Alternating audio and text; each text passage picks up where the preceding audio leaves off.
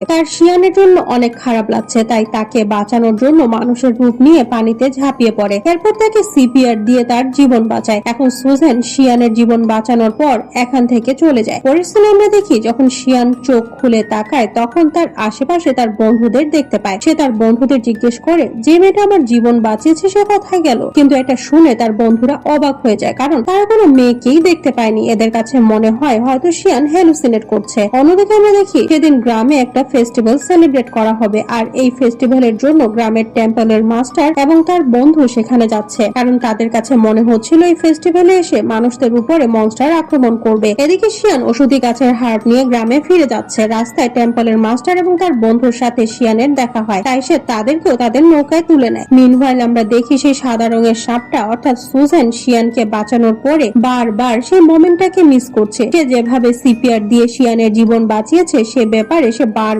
চিন্তা করছে। এখান থেকে আমরা বুঝতে পারি আসলে সে শিয়ানের প্রেমে পড়ে গেছে। তখন সেখানে সবুজ রঙের সাপটা এসে সুজেনকে বলে, আমি সেই ছেলেটার সাথে দেখা করতে চাই, আমার বোন যার প্রেমে হাবুডুবু খাচ্ছে। তাই এখন এরা সেই গ্রামের ফেস্টিভ্যালে যায়। সেদিন রাতে মাস্টার এবং তার বন্ধু সেই মনস্টারদের সাথে লড়াই করার জন্য সম্পূর্ণভাবে প্রিপারেশন নিয়ে সেই গ্রামের ফেস্টিভ্যালে এসেছে, কারণ তারা নিশ্চিত ছিল যে কোনো সময় মনস্টার মানুষ এর উপরে আক্রমণ করবে। কিছুক্ষণ পরে আমরা দেখি এই ফেস্টিভ্যালে সবুজ রঙের সাপটা মাস্টারের বন্ধুর সাথে দেখা করে, কারণ সবুজ রঙের সাপটা তাকে অনেক পছন্দ করে আর সে তার সাথে বন্ধুত্ব করতে চায়। কিন্তু মাস্টারের বন্ধু বলে, আমি এখন তোমার সাথে কথা বলতে পারবো না, কারণ আমি এখানে মাস্টারের আদেশে মনস্টার ধরার জন্য এসেছি, কারণ আমি জানি মনস্টার যে কোনো সময় মানুষদের উপরে আক্রমণ করবে। কিন্তু সে জানে না এতক্ষণ ধরে সে যে মেয়েটার সাথে গল্প করছে বা বন্ধুত্ব করার চেষ্টা করছে সেও একজন মনস্টার। এমন সময় সবুজ রঙের সাপটা শিয়ানকে দেখতে পায়। সে তার কাছে যায় আর বলে, আমার বোন তোমাকে অনেক ভালোবাসে, সে তোমার সাথে দেখা করতে চায়। উত্তরে শিয়ান বলে, আমি তোমার বোনকে মোটেও চিনি না। এটা বলে সে এখান থেকে চলে যায়। কিন্তু তখন সবুজ রঙের সাপটা নদীতে ঝাঁপিয়ে পড়ে আর শিয়ানের নৌকাটা